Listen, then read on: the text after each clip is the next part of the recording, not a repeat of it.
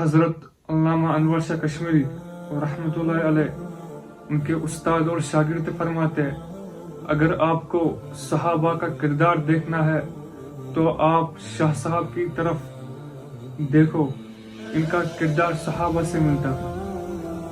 اگر آپ کو صحابہ کا کردار دیکھنا ہو تو ان کا کردار صحابہ سے ملتا تھا، حضرت انور شاہ کشمیری رحمۃ اللہ علیہ کا۔ شاہ صاحب کے استاد فرماتے ہیں کہ جب ہمیں کسی سنت کی کیفیت معلوم کرنی ہوتی تھی، ہم شاہ صاحب کی طرف دیکھتے اور ہمیں معلوم ہوتا تھا رسول اللہ صلی اللہ علیہ وسلم کا طریقہ کیسا تھا۔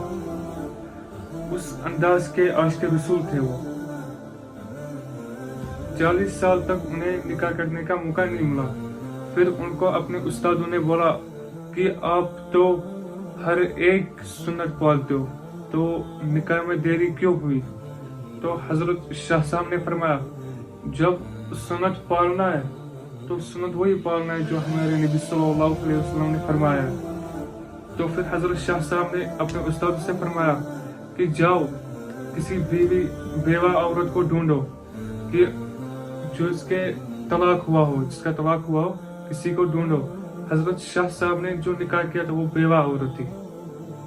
علامہ اقبال نے فرمایا، میری نظر میں رسول اللہ صلی اللہ علیہ وسلم کی امت میں پچھلے 500 سالوں میں شاہ صاحب جیسا عالم پیدا نہیں ہوا ہے۔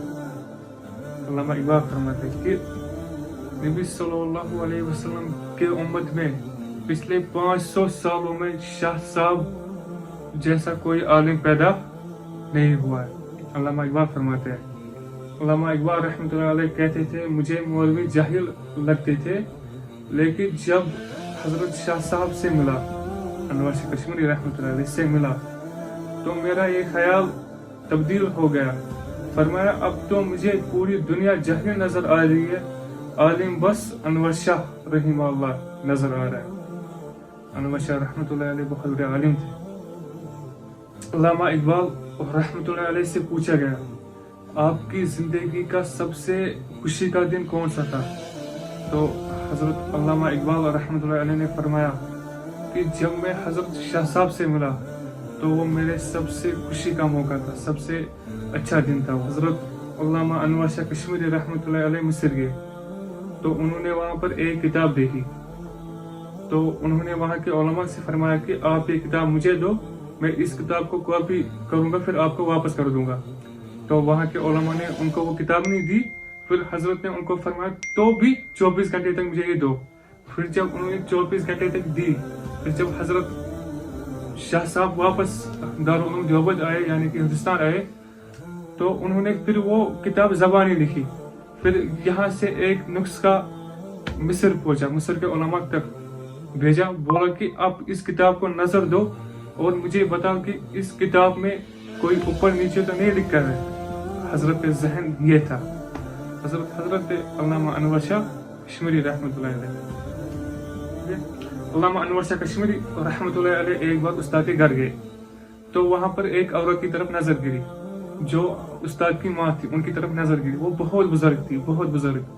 تو جب حضرت علامہ انور شاہ کشمیری رحمۃ اللہ علیہ دوسرے دن درسگاہ گئے تو حضرت کے شاگردوں نے فرمایا، حضرت کیا بات ہے، آج آپ غمگین نظر آ رہے ہو، مطلب موڈ خراب ہے آپ کا۔ تو حضرت علامہ انور شاہ رحمۃ اللہ علیہ نے جواب دیا، جب سے فکر پڑی ہے تب سے پہلی بار کسی غیر محرم عورت کو میں نے دیکھا ہے، مطلب غیر محرم عورت کے چہرے کو دیکھا ہے۔ حضرت علامہ انور شاہ کشمیری رحمۃ اللہ علیہ۔